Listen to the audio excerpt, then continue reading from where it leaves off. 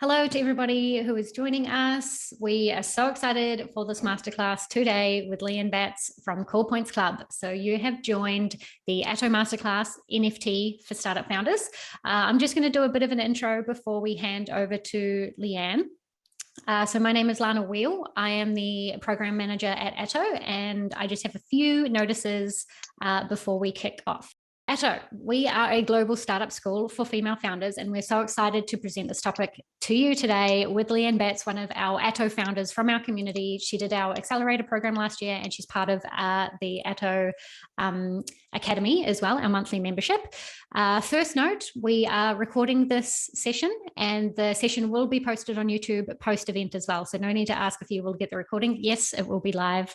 If you have any questions at any point, please pop them in the chat. We have a few people here who are happy to help out. And if you have any questions for Leanne, particularly about the topic as well, we will be trying to answer them at the end of the session. So feel free to post them in the chat, ideally with a Q at the beginning of your question, and then we will get to them then. So firstly, we would also like to acknowledge the traditional owners of the land in which we meet. I am on the land of the Wurundjeri people. Kate Kendall, Atto's founder, is here, and she is also on the land of the Jaja Wurrung people. So I'm just going to share a little bit about Atto. So Atto is a startup school for women to learn about entrepreneurship, and it was started in 2019, and it was created to fill an education gap. A lot of female founders approached Kate Kendall, the founder, and wanted coaching, support, and education to build their tech startups. So we're all about focus, clarity, and action, and we always try and empower our founders with hands-on, actionable education. And when we take them through our programs, so they can build a startup on their own terms. That's something that we're very proud of at Atto as well. Not everybody should raise startup funding or venture capital, so we encourage founders to explore alternative funding options. So our mission is to empower the next generation of female founders to build global, scalable, and sustainable startup companies. And we're super excited today. You're going to hear a little bit more about Leanne's company, Call Points Club. And at Atto, after Techstars Remote, we were the first global remote accelerator pre-COVID for female founders. And our alumni are very amazing. And you can check them out at atto.vc/startups if you want to look them up. Our next program, you can see our programs at the bottom of the screen there. Our next program is the Atto Aspire Pre-Accelerator. It's 8 weeks online, and it's actually kicking off next week, which we're super excited about. Our flagship 12-week accelerator program has run 3 times, and it will be running in the later half of this year as well. We'll have more information on that later. Just while that's happening, I will introduce Leanne as well. So Leanne, she is the co-founder of Call Points Club, which is in the business of reimagining climate action, including using NFTs to create real-world carbon removal. They have multiple different initiatives in the ways that they're doing this, and one of these ways is using NFTs as well. So she's currently advising New Zealand Rugby, the All Blacks, so amazing, on their approach and strategy to Web3, which includes the use of blockchain technology to increase fan engagement. So she, as I said earlier, she was in the Atto Accelerator last year, and she's been working in startups for just shy of a decade. Thank you, Lana. And that is a very lovely intro. Couldn't have done a better job myself. Really happy to have the opportunity to talk to you all today, take you through what non-fungible tokens are, or NFTs. No doubt many of you will have heard of them. I don't know if is the poll result back, but yeah, really happy to take this opportunity and talk you through a space that I've more recently learned about. So a little bit of the agenda today. I'll take you through a little bit about me. Then we'll talk to really how the internet's changing, what that really means, where that might lead. You'll see there's a lot of mites here because this is coming up. Okay, cool, the polls are in. It looks like lots of people know a little bit about it at least, and then there's some that know a lot and a few that know a little, and that's perfectly fine. Let's get rid of that. Okay, so then we'll take you through some market signals. What is the market telling us about this space? Then we'll dive into really all things NFT, how to get you started, which probably won't labor on too much given there's not too many new people in this room, but we can have a good discussion there too. And then where to learn more, and take you then through some case studies of people using them to raise funds. So about me, in other words, in this space, it's called doxing yourself, and what was relatively very uncommon to do so. And in fact, if you come across me on Twitter, you might see me as either one of these profile pictures that are, my pride and joy and part of my NFT collection. But really, doxing yourself is the act of revealing your identification. Like I said, it wasn't that common in this crypto world and crypto space, but it is becoming far more common now as really, the mainstream pick up this space. So who am I? I am a mum. I am a wife. I am now also a climate tech entrepreneur building Cool Points Club with my awesome co-founder who's in this called Sarah as well.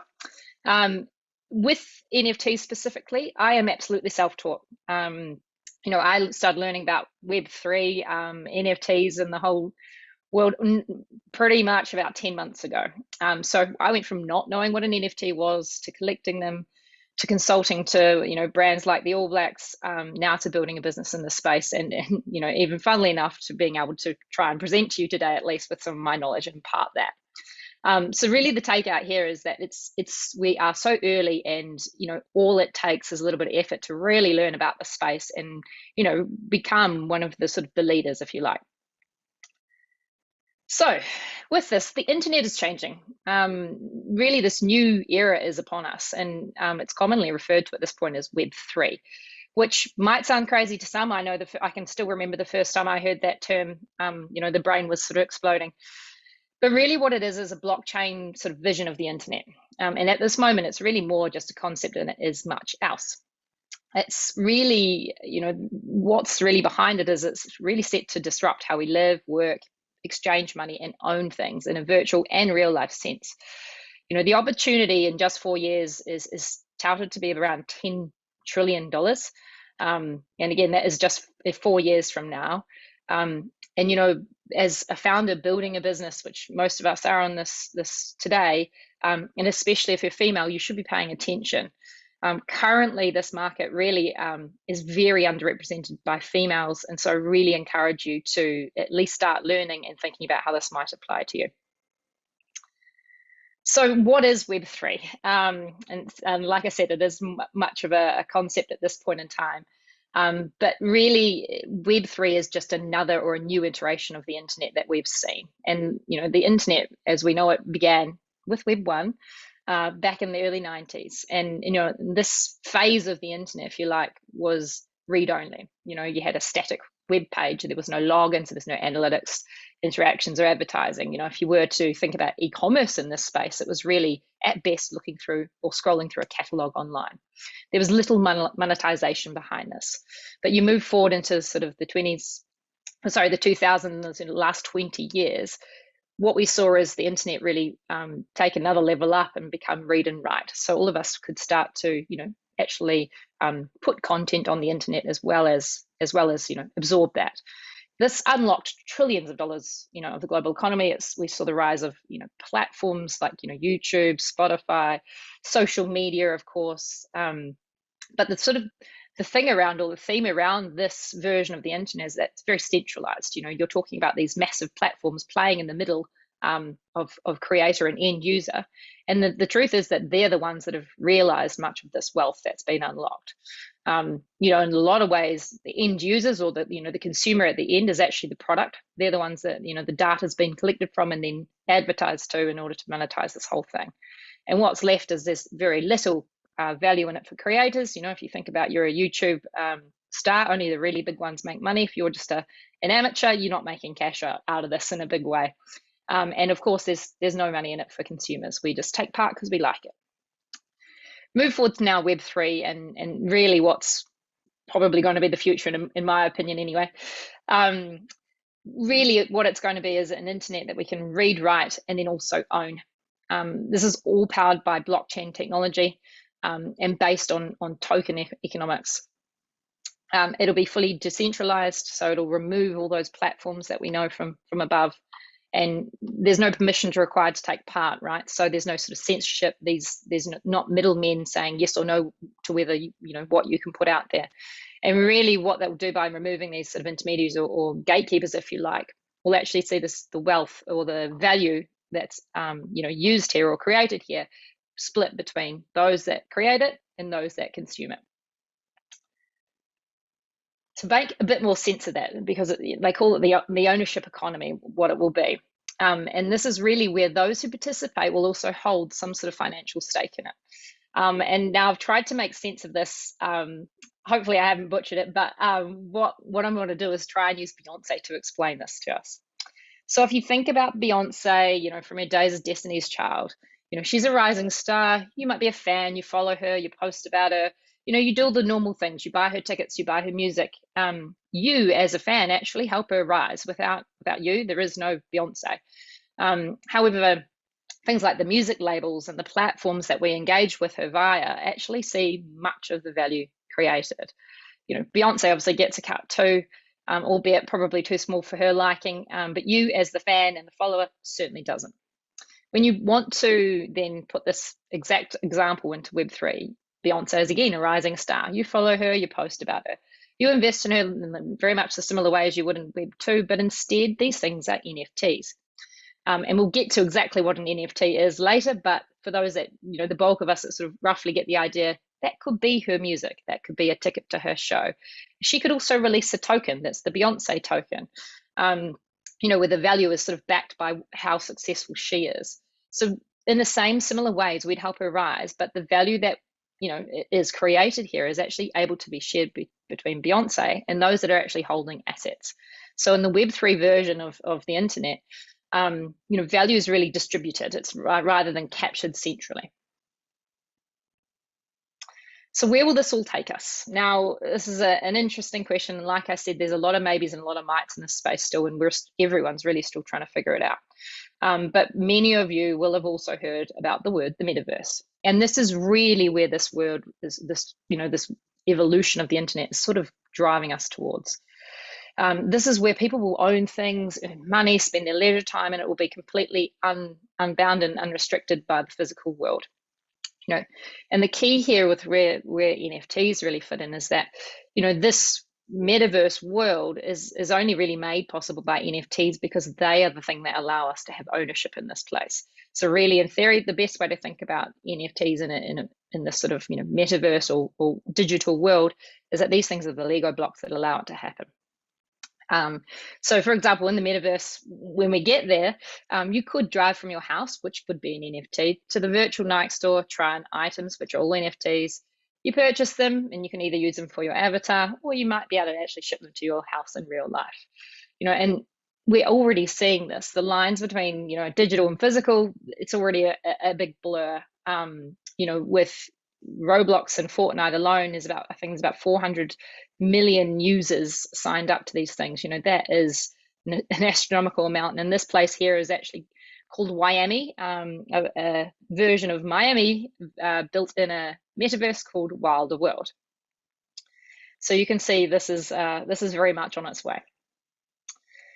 So hype or here to stay, and there's no doubt in my mind anyway that this is what we're currently experiencing right now is a bubble, especially around the NFTs and the use that we're seeing today. It's hyped, it's overinflated because everyone's jumping in and it's exciting, right? So I did a quick screen grab on OpenSea, which was one of the biggest NFT marketplaces. You can see there's nearly 30 million NFTs listed there for sale. So understanding that a lot of what we see today is not necessarily the future and not necessarily the future use cases. So whilst this stuff's exploding today, things will change, but do we think they're here to stay? My opinion, of course, this is just my opinion today, but that yes, they are very much here to stay. Not only because of, are we on this path to the metaverse and then how NFTs fit, but there are some very strong indicators and clear market signals, I think, that this decentralized future is coming for us. So to run you through just a handful of recent ones, I think we're getting some running, but NFTs. Anyway, so to talk to you about Meta, which was formerly known, of course, as Facebook, they have come out this year and actually reshaped or rebranded and redirected themselves towards this space. That alone should tell you what they believe the future will be. You've seen the Nike family actually buy up RTFKT, which many of you might not know, but essentially what that business does is make digital sneakers, not real life ones, but digital ones. We've seen Adidas jump in to the metaverse with a big play, not only releasing their own NFTs, which I think netted them $22 million in 7 minutes, But they've bought land as in virtual real estate within Sandbox, one of the most sort of the best version of the metaverse we have at this point in time. And only just this week, the New York Stock Exchange has increased its trademarking abilities to actually sell NFTs and create them. So you can see there are some really big players in this space, and these are just to name a few. So what does this mean for your business? Well, like I've said all along, this whole thing is really in its infancy, but the sort of the indicators are there that this is going to disrupt, displace, and reimagine so much. This is not a little graph or diagram that I created myself, but I think this is really important. We've seen early use of blockchain reimagined finance, and they call that DeFi or decentralized finance, where we can do peer-to-peer transactions and exchange money without centralized banks. And that's sent to increase and keep going. We've touched briefly on NFTs and ownership. Really these things are just being reimagined on how we might be able to do them. In terms of coordination, or even how we run companies, there's DAOs, which are DAOs, decentralized autonomous organizations, and essentially this is very mind-boggling, but companies can be run by code. And really what Web3 is set to do is reimagine the way we access the internet. So I believe that in the near term, every company will need a Web3 strategy, just like you do today regarding social and the other things that make up Web2 so importantly. So I urge you really to think. You've all got different businesses, but think how that might apply, how you might be able to weave it in now, or how you think it might actually impact you in a few years' time. Right, so let's now go into all things NFT. What is an NFT? Now, again, most of you in the poll said that you were familiar with this space, and essentially we won't labor it too much, but it is unique proof of ownership. And this can be anything. It can be an image, it can be music, it can be something in real life.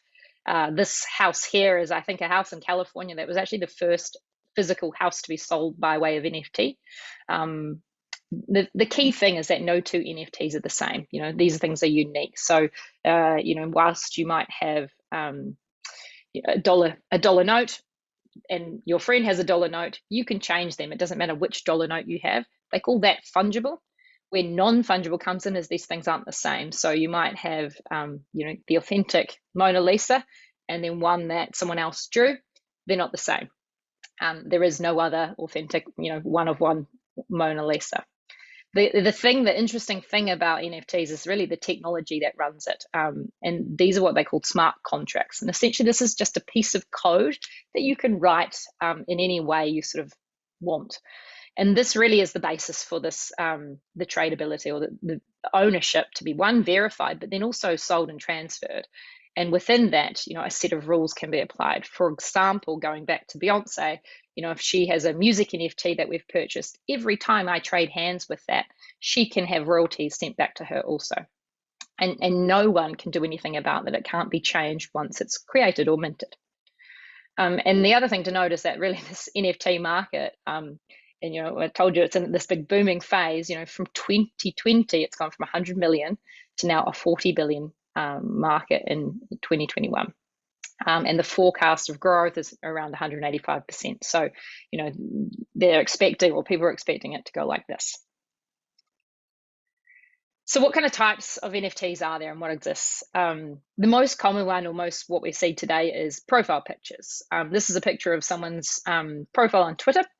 And really a profile picture can be anything, can be any image, but it is really now pushing the boundaries on a digital way to identify yourself. So this can be, like I said, anything. There's apes, there's all sorts of different things, which we'll explore a few later. And interestingly enough, this picture on Twitter you'll see is a hexagon shape. So that is something that Twitter have brought in recently to actually say that person, data, actually holds that NFT in their wallet. So in other words, they're verifying that is the case. Otherwise, I could also have the same thing, but my little picture would be circular. We are seeing a big rise in sports collectibles and sports in general, but mainly this is driven by NFT Top Shots, NBA Top Shots, apologies. which really kind of broke the mold in terms of getting mainstream involved in this. The buying process for buying an NBA Top Shot, which is just a highlight reel of what goes down in the NBA essentially, is super simple. You put in your card and off you go. You don't have to buy cryptocurrency or do any of the other things. We're seeing it in art. We're seeing real estate, as I said before, real, but also obviously virtual. Seeing music come into the space. We're seeing gaming and actually, ways of companies actually being able to play to earn. We are absolutely seeing fashion. We are seeing utility, where a holder of the NFT might get access to a certain club or a conference or anything of the sort. And we're also seeing it being well used in domain names, which usually when you buy a URL, you actually lease it effectively. But these ones are actually a one-off payment where you own that and therefore have the rights to use and sell it. The key thing to kind of understand here is that we're super early. This is the tip of the iceberg of the use cases that we can see for NFTs. Really we're around about here right now. We're just sort of starting to see brands. We're starting to see it weave into culture. As we talked about, the metaverse is sort of on its way.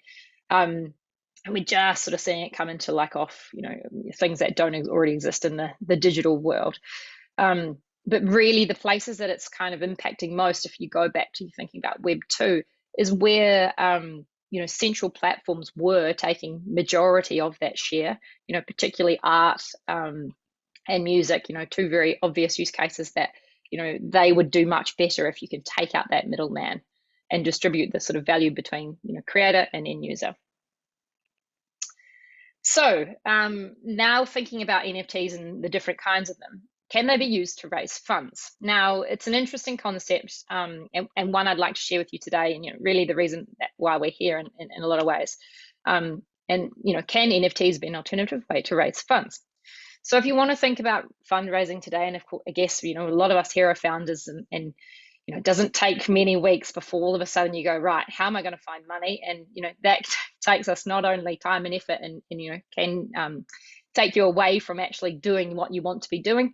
But we really just have two options today. One is you can sell equity, be that via equity crowdfunding or going down the VC route.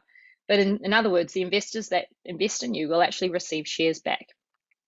Or you can go the other route where there are, community route where there are no shares, but there's also no value in it for an investor. So they purely do it because they just like you or like what you're doing, and they're not really expecting to see anything back. So NFTs really provide a way to share value with investors without actually having to resort to selling equity. As being founders here, I don't know how many times you guys have heard it, but it's like the by and large the advice out there is to hang on to your shares. Do not sell them unless you really, really have to. And again, NFTs are an interesting way to explore that is possible. So benefits versus of selling NFTs versus shares could include liquidity. So for investors, if you think about it, I'm an investor, I buy some NFTs, I can then go and sell them on the secondary market. I can liquidate that and maybe I buy 5 and I sell 4 and keep 1. So I can actually liquidate and sell those much faster than I can shares. We're talking months versus years here. Which is super interesting to people, but also you think about the way money can sort of transfer around this. And you also think about it from the point of view of you as a founder. You can actually take a cut on that NFT as it's trading. So there's this sort of secondary market that can also help you raise funds. 2 is the global reach of these things. From day one, you're actually enabling the whole world to participate. There's no need, I know I've had conversations with VCs in America, being a founder based in New Zealand, the conversation obviously goes to, we can't really invest there. We don't done our due diligence. So NFTs are a way that people can participate in this without you having to move your company or even travel to see them or anything like the sorts. 3 is community engagement. And this one's an interesting one. It does get a bit specific, but really around club-based or these profile picture NFTs. And it's really like crowdfunding on steroids. And I've got some case studies to show you later. But essentially, if you think you deliver someone back and what they invest in is also their little picture that they can identify with online, not only do you get the buy-in in terms of money, but they actually go to work to help you raise value. or create value behind that asset, because one, that helps them as well. They can sell it for more money then too, but also like that's something that they're connected to emotionally. 4, the low overheads of NFTs compared to maybe going down the share route. So in this space, there's not really required any lawyers. There's no regular filings. There's no expensive and cumbersome process to go behind, what is releasing shares. And then look at more accessible. In other words, this is up to you to set the price. The minimum investment in this space is going to be much lower than what you might do in sense of shares. There is no accreditation required, which basically just means you've got more people out there that can be investors. The only thing to note here is this one here, that just because you're making NFTs, they still won't sell themselves. You still have to obviously go about doing that. So how to get involved? Now, I don't know that necessarily jumping into raising funds and getting investors in your business is the first place to start, but a good place to start can be buying. Now, again, we had from the poll, understand that a lot of you will know around these places, and you're probably already buying and selling. My recommendation to starting is completely opposite to what I did, funnily enough. And contrary to the way this flows, I'm actually going to start here and say to you that OpenSea, MetaMask, and of course Ethereum, which is probably a familiar word, but there's the blockchain where majority of the NFT market sits. You've got about 80% of the market sitting on here. So this space is by and large the most exciting. We've got the cool projects. It's really where most of the market sits. But the biggest thing about Ethereum is it's really expensive to use, especially when you're a first timer. So it has this transaction fees, what they call gas, that make you pay for every single transaction you do. So even if you do a transaction and you want to cancel it, you'll be charged twice. And this gas is not particularly cheap. It's not unheard of to pay $250 just for a transaction. So when you're transferring money and then you get your gas taken out and you fall just short and you have to do it again, these things are really costly. So I would recommend, even though I started there, it cost me a fortune to learn by doing in here. Not a great place to start. You're much better off to go down one of the easier routes and start. This is my recommendation anyway, to begin here. This is the Tezos blockchain. Now, really, this blockchain is it is very small in the scheme of things, but it's heavily art-based. So what you do find is a lot of really good artists, prevalent here. There is no gas. It's a different mechanism that's used by rather than Ethereum. And no gas also means there's no carbon footprint or heavy carbon footprint associated to it, which of course I enjoy. But what you'll find in this space is also far less scams. This market or this sort of what's going on in the marketplace object is far less likely with prospectors or people that are looking to make money. So really the people that buy it want to hold it, and they actually see value in the art. So you're far less likely to get things go awry in this space. The next step up and why I sort of put this in the middle is it's a little bit of both, right? In here you are going to get prospectors. This is on the Lana blockchain. One of the main marketplaces is called Magic Eden. You will get prospectors here. So that's people that are, again, looking to buy these things in order to make money. And usually people are in this game quickly. So they'll buy and they'll flick and then they move on to the next one. They're not very loyal, shall we say. The benefit of working in Solana is that there is no gas again. So it's not going to cost you fortunes per transaction. So mistakes might get made, but you're not talking the same sort of money as you might lose on Ethereum or OpenSea. But you should be very aware that there are a lot of scams happening in this space. And that's why I would suggest perhaps don't start there. There's scams called rugs. So that would be people that pretend they've got a project. They take the first mint. People maybe buy 10,000 of these things. Even if a couple of $100 each, they walk away with a few cool million and then they disappear completely. Another reason why to go back to the doxing at the beginning and make sure people are actually identifying themselves correctly. Once you're happy here, absolutely jump into Ethereum, OpenSea, even if it's just to have a look around.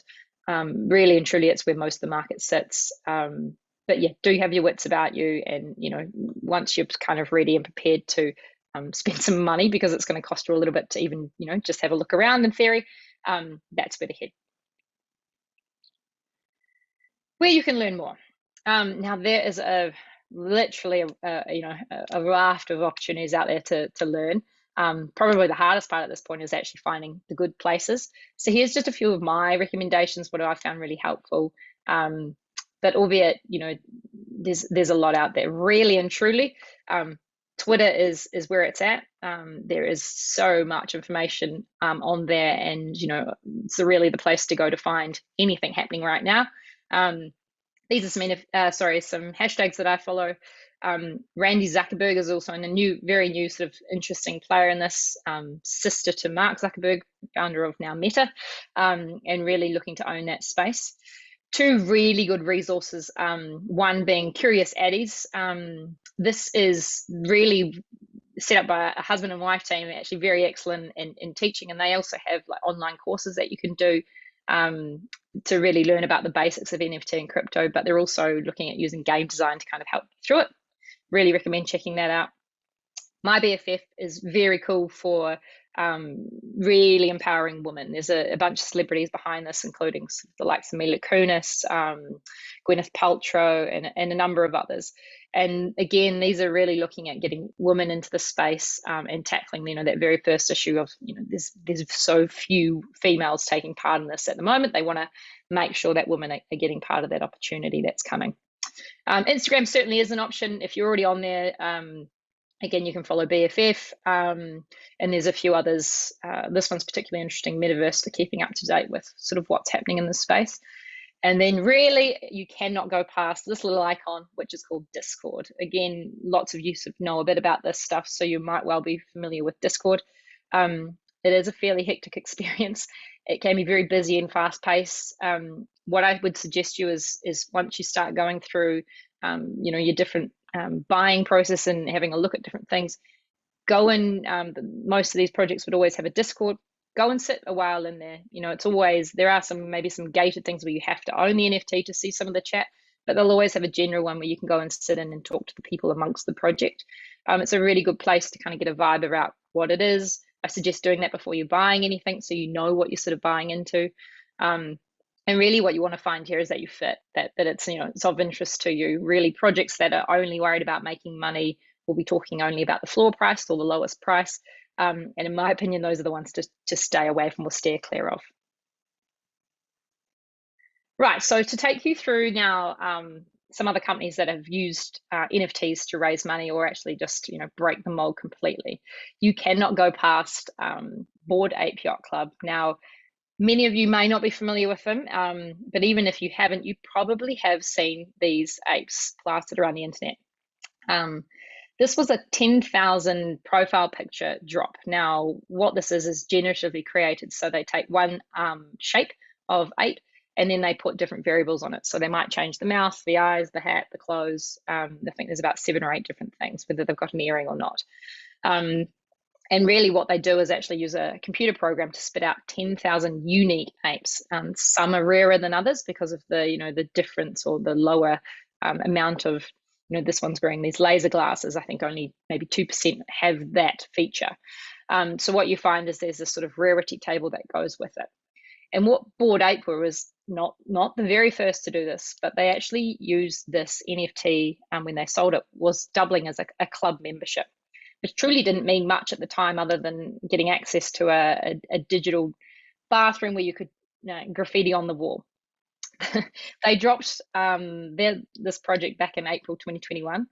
They were originally sold at $250. Today's floor price is $450,000. So in other words, what you bought not even sort of 10 months ago for $250 is now worth $450,000.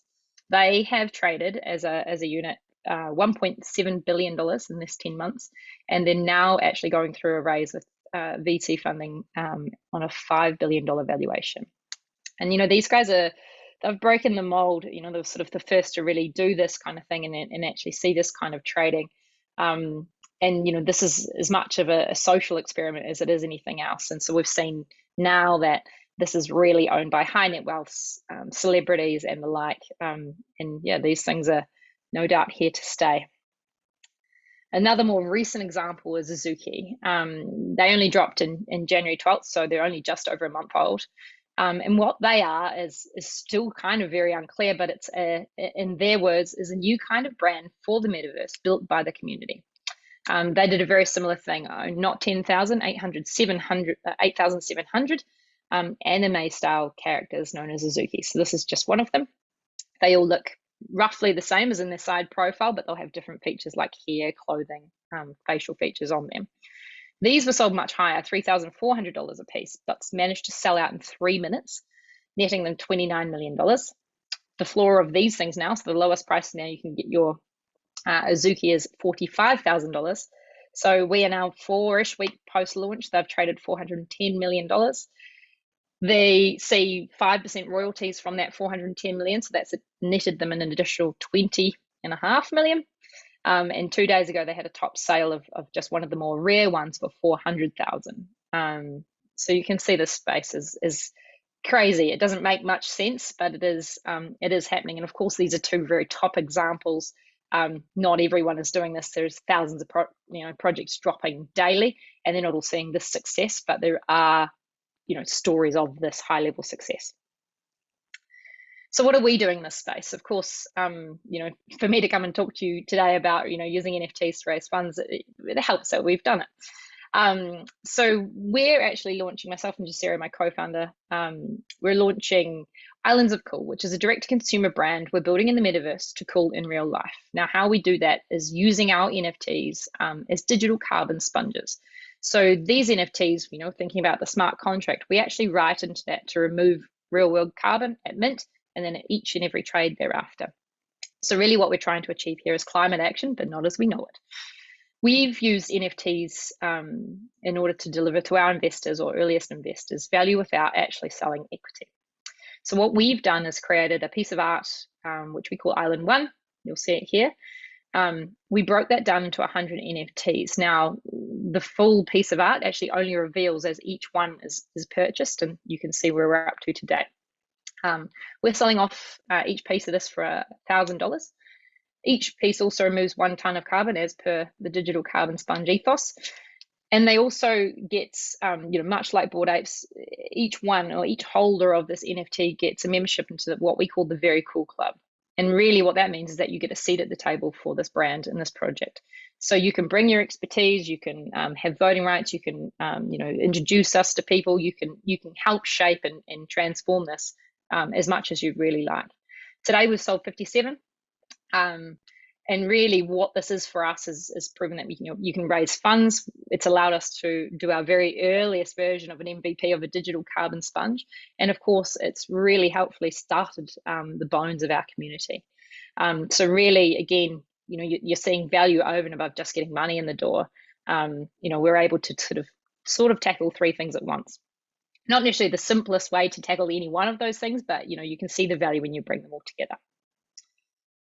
Right, that's really it from me. So I'm very happy to take questions and go through anything that's been thrown up today. I can see the chat's been going off. I haven't got it visible to me, but I might stop sharing and then we can open up the floor and take it from there. Sounds awesome. Thanks heaps, Leanne. That was a whirlwind for a lot of us, I know. And we've got some really, really, really awesome questions. We've got some very interesting founders and businesses in the chat as well. But I might start with one that's very focused on founders as well. So Joy has asked, in terms of raising funding as a founder through NFTs, thoughts on risk, forthcoming regulation? Yeah, it might depend where your business is situated, right? We're in New Zealand, and in terms of regulation, it's really quite loose at this point in time, in terms of globally, and that is quite different if you're, if you're in the United States. So definitely do your own research as to your local situation, and it is something to keep an eye out for. This is where it's important then you don't create a security out of your NFT, right? So you can't actually attach these things to shares or tokens or things to give back. So there is some nuances there that you should go in and research. But yeah, at this point, from where we're sitting, it doesn't feel high risk, but of course there's always a little bit of risk with, what is a very unregulated space at this point in time and probably set to become regulated soon. Yes, it is just the beginning, right? So there's a lot to come still. Donna, one of our amazing Atto female founders as well, has asked, how do you purchase one of these NFT from Cool Points Club? I'm not too sure if you went over that on your slide, but... No, I didn't. Yeah, let us know. Well, Yes, head to, and we can probably put it in the chat, but head to www.islandsofcool.club, and it's all available there. And actually, we've tried to make it super easy for those that are not experienced hugely into, into buying. Well, there we go, Lana, your champion. So you can actually use your credit card also to purchase if you do so wish to. Or we're working in a blockchain called Solana, so you'll need Sol. Which basically means you'll have to get yourself a digital wallet, put some cryptocurrency in it. Not insurmountable, but it is a bit of a process. So we kind of cater to either. Fantastic. You and I also did an awesome Q&A, which I'm going to repost in the chat, which really showcases your journey from creating Cool Points Club and how you got into NFTs as well. So I think that one would be a really awesome one for people to watch for some inspo. Sia, another one of the Atto founders in our community, has asked, I thought that this is about the real estate being purchased through NFTs. So she said, I thought the premise underlying NFTs and crypto was decentralization to improve the quality / equality / reduce capitalism. So isn't buying real estate in the metaverse just mirroring capitalism online? Your thoughts, Leanne? I don't disagree, to be honest. And at the moment, you're very much seeing what is sadly like a land grab in a virtual sense, right? Because what we've got is some of these very early versions of metaverse. And I say metaverse like that because if you've ever seen Sandbox or Decentraland, which is the two biggest players at this point in time, they're literally like a Minecraft game. It's a little caricature in what is a very blocky kind of virtual world. And in looking at the space, I don't believe that's the future. And they're also closed environments with those two specifically. So when we could go down a whole nother rabbit hole with metaverse alone, but truly what the metaverse will be and truly what is decentralized is when the world is open. It's not, centralized like that where you buy land in a certain place. However, do I believe we're going to completely decentralize and not have places that have ownership? No. I just don't think that humans are wired to do it that way, unfortunately. So while it'll be decentralized and not quite as we see it today, capitalism is still unfortunately going to be part of it, right? Yes, very good point. So I'm just adding my spotlight here. Apparently, people are having issues viewing you. Let us know if you are, but I think it should be okay. Ken has recommended a good podcast, NFTs for Newbies. Thank you for that recommendation, Ken. And he's also asked an interesting question. With the launch of an NFT project, is the goal to sell out the drop, or is it having something that people can slowly purchase over time? Is that okay as well? I imagine there's more impact-based NFTs are okay with the latter approach. And I think, in an ideal world, when you're selling anything, ideally it would sell out, right? And then you'll just have all of the capital and then you can go away and take whatever step next. But I know your project is very focused on making an impact as well as raising some capital for the Cool Points Club as well. So tell us a bit about your approach. Interesting question, Ken, because certainly, as you well pointed out, Lana, anyone selling a product wants it to sell and then have no problem and great, happy days, we can go and put our feet up. However, in the NFT space, projects are selling out in 3 minutes. Just talk to you about one.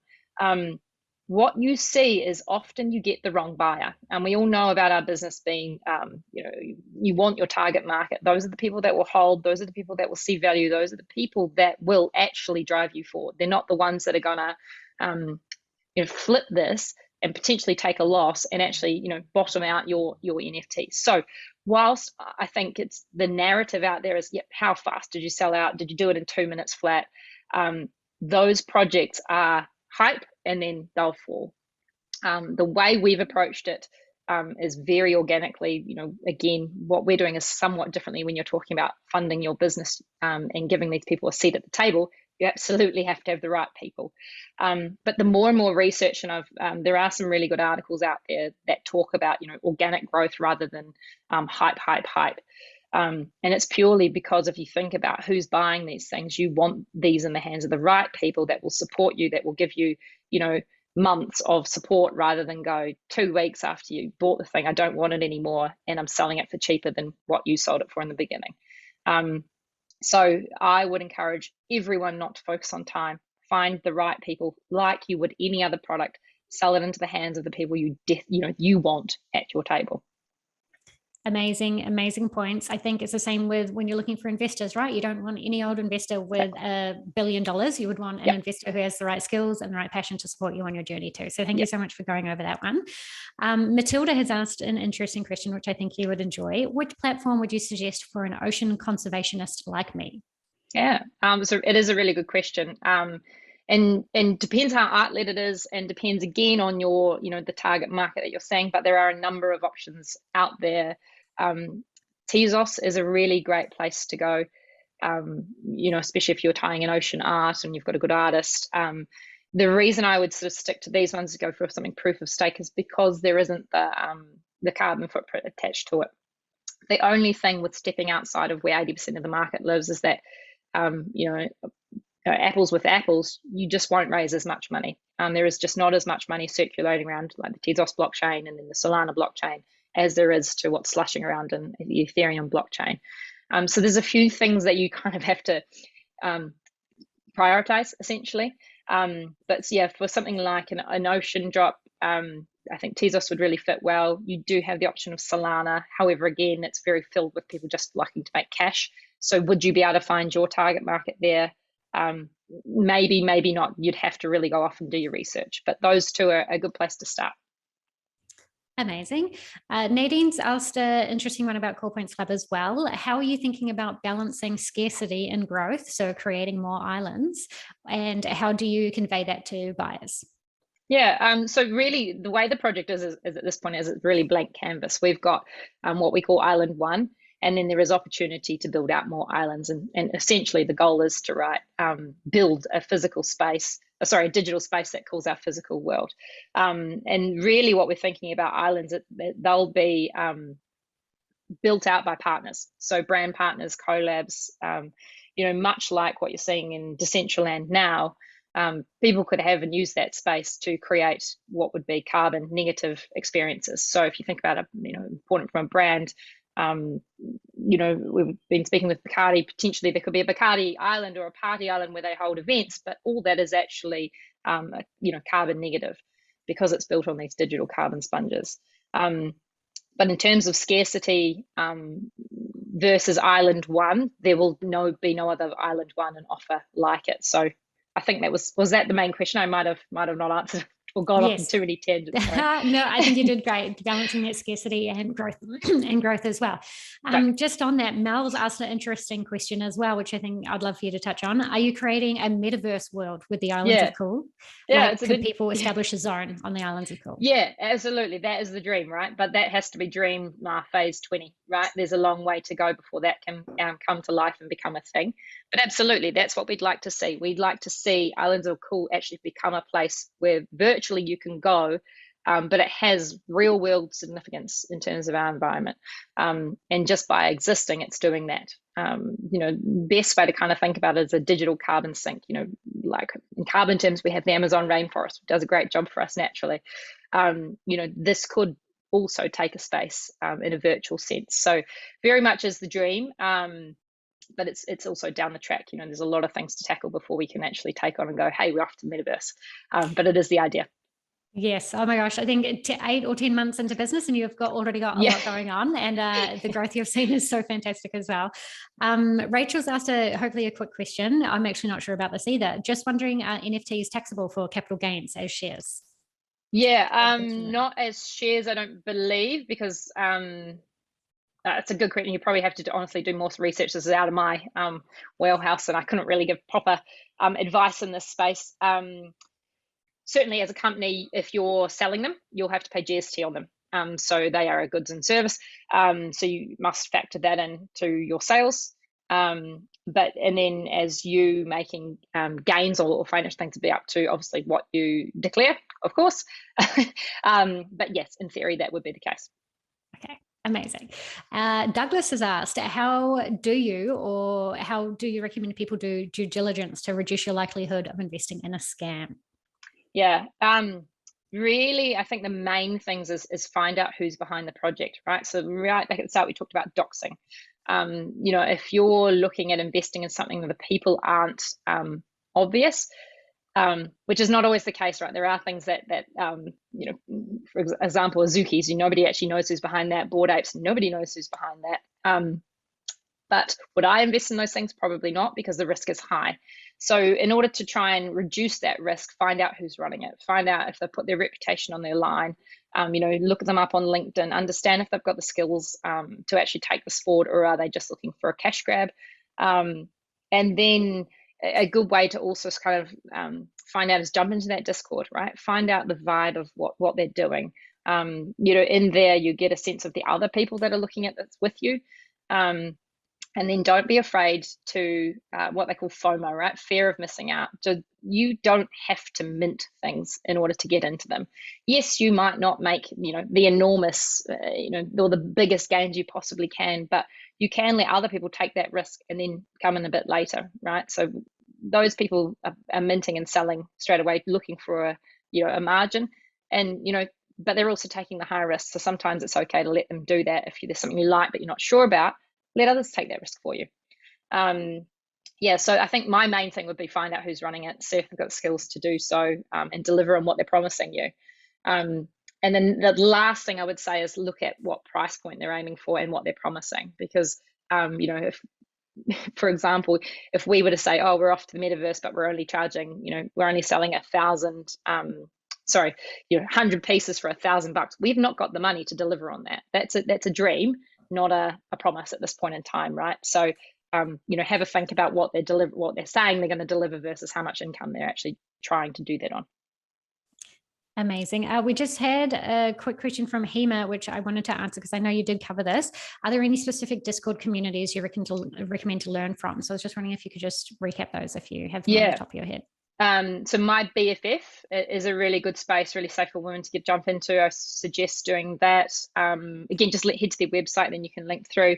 I am part of a project. Any of the women-led projects I would suggest as well. I know that we're not all females here, but what those projects are really to do are to try and bring females into Web3. So they have this very kind of subtle approach, and they're very welcoming to people that have no clue what's going on. So you can go in there and ask questions, you know, and the community will help you answer them. They you know, they don't think anything less of you for asking questions that, you know, they already know. So the women-led projects, which again, just Google some of these most popular ones, but there's Women in Weapons, Women Rise, Women of the World, usually got women in the title. So they can be really nice, safe places to go in and get started.